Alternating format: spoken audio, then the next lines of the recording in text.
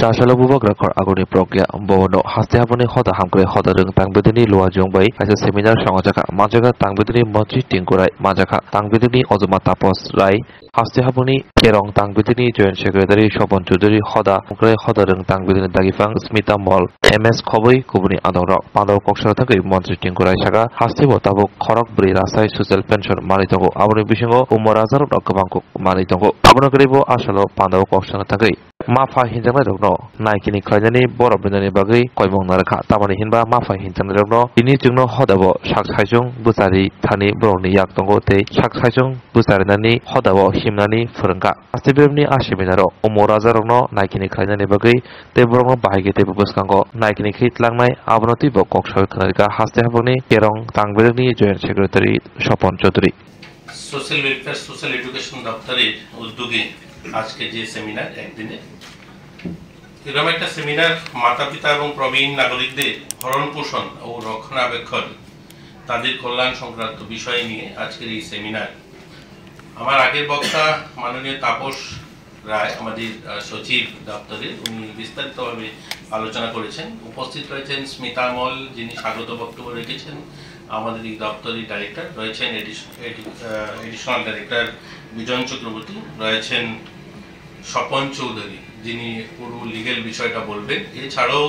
অন্যান্য বক্তারাও আসবে পুরো দিনের সেমিনার চলবে মূল বিষয়টা হলো আমার একটা বিষয় নিয়ে আমাদের আজ আমরা সেমিনার করছি 2007 সালে এটার নীতি তৈরি হয়েছে 1999 সালে অটল বিহারী বাজপেয়ী গভর্নমেন্ট যখন হয়েছিল জাতীয় নীতি সেটাতে নির্ধারণ ঘোষণা করা হয়েছিল দীর্ঘ বছর পর আমরা সমাজ শিক্ষা সমাজ কল্যাণ দপ্তরের আধিকারিক সবাই এখানে উপস্থিত হয়ে এই বিষয়টা আলোচনা করছি আমরা যারা উপস্থিত আছি হলে তাপসবাবু বলেছেন আমাদের থেকে শুরু করতে হবে সত্যি অবাক লাগে আমরা যে রাজ্যে বসবাস করি যে দেশে বসবাস করি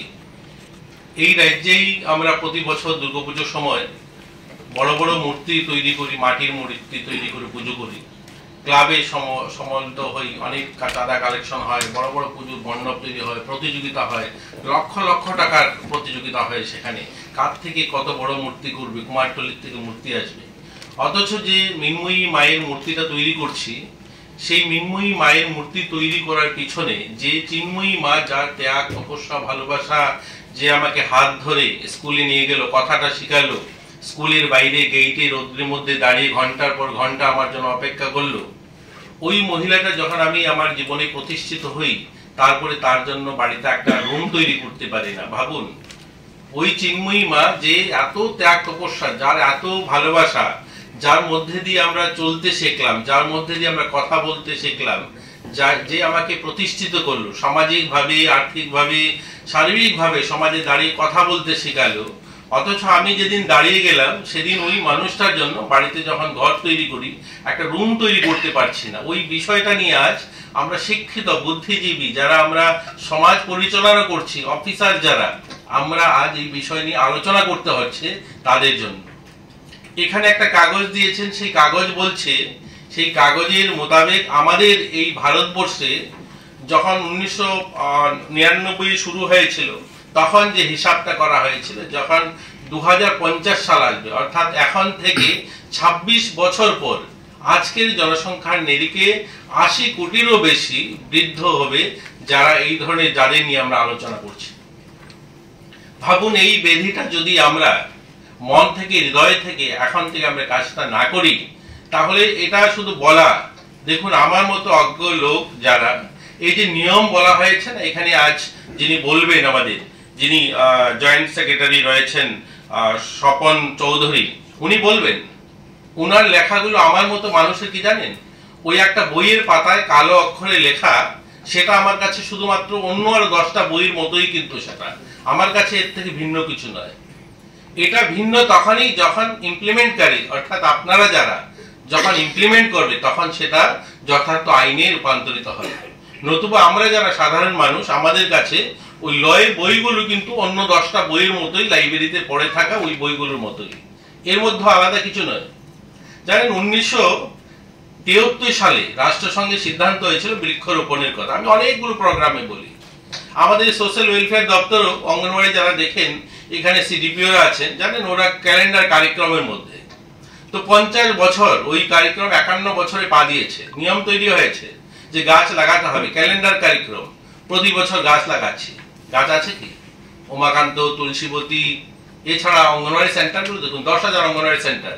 প্রতি বছর 2-4টা গাছ লাগলেও এক একটা সেন্টারের সামনে 20-50টা গাছ থাকার কথা। কোথায় গাছ আছে? একটা গাছও তো নেই। কারণ ওই লাগানোর জন্য, শুধু কার্যক্রমের জন্য আমরা সেই অনুষ্ঠানটা করি। প্রত্যেক বছর ক্যালেন্ডারে রয়েছে কার্যক্রম করতে হবে, বাজেট রয়েছে, সেটা খরচা করতে হবে এবং সেখানে কাগজে আসতে হবে যে কার্যক্রম হচ্ছে। কিন্তু দেখবেন 50 বছরের মাথায় ওই উমাকান্তর মাঠটায় যখন যাই 5টা গাছও তো দেখি না। প্রত্যেক বছর 10টা গাছ লাগলেও 51 বছরের মাথায় 500-র উপরে গাছ থাকার কথা ছিল। গাছ বাঁচানোর অনুষ্ঠান নাই, গাছ বাঁচানোর সংকল্প নেওয়া হয়নি, গাছ লাগানোর কার্যক্রম হয়েছে। পক্সো আইন তৈরি হয়েছে। পক্সো আইন কখন? সেটা ওই দিনই, কয়েকদিন আগে আমরা কার্যক্রম করেছি। যতক্ষণ পর্যন্ত যারা ইমপ্লিমেন্টকারী, যারা সেটাকে মাঠে নিয়ে যাবে, মানুষের কাছে তার সুফল নিয়ে যাবে, তারা যতক্ষণ পর্যন্ত সচেতন না হবে ততক্ষণ পর্যন্ত সেটা সুফল পাওয়া যাবে না। আমরা আমাদের রাজ্যে বালিকা বিবাহ নিয়ে কথা বলি। আমাদের রাজ্যে এখানেই যারা আধিকারিকরা রয়েছেন, আমাদের উপরে দায়িত্ব রয়েছে। সামাজিকভাবে যতক্ষণ পর্যন্ত প্রত্যেকটা মানুষ যতক্ষণ এই সমস্ত ব্যাধিতে নিজেদেরকে সামিল না করবে, ওই আন্দোলনে সামিল না হবে, ততক্ষণ পর্যন্ত এখান থেকে বেরোনো সম্ভব নয়। শুধুমাত্র নিয়ম করে ওই কাগজের পাতার লেখার মধ্যে দিয়ে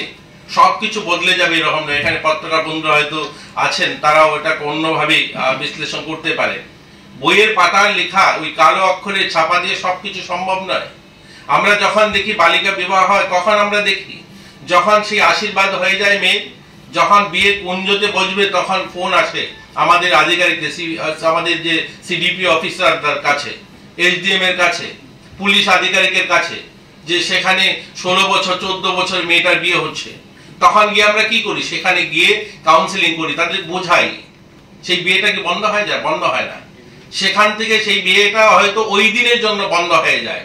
ওখান থেকে ওই মেয়েটাকে নিয়ে শিলচর বা অন্য কোনো প্রান্তে, সেটা যদি ওয়েস্ট বেঙ্গল হয় তাহলে ওখান থেকে এখানে চলে আসবে, আর এখানে ঘটনা হলে আসাম চলে যাবে বা ওয়েস্ট বেঙ্গলে চলে যাবে, সেখানে গিয়ে সেই বিয়েটা সম্পন্ন হবে। ওই দিন না হলো 2 মাস, 3 মাস, 4 মাস, 5 মাস পরে হবে। সেটা সমস্যার সমাধান নয় না। সেটার সমস্যার সমাধান হবে যখন আমরা সবাই, এই হলে যারা আছে বা আমরা যারা শুনছি আজকে এই কার্যক্রম, সবাই যখন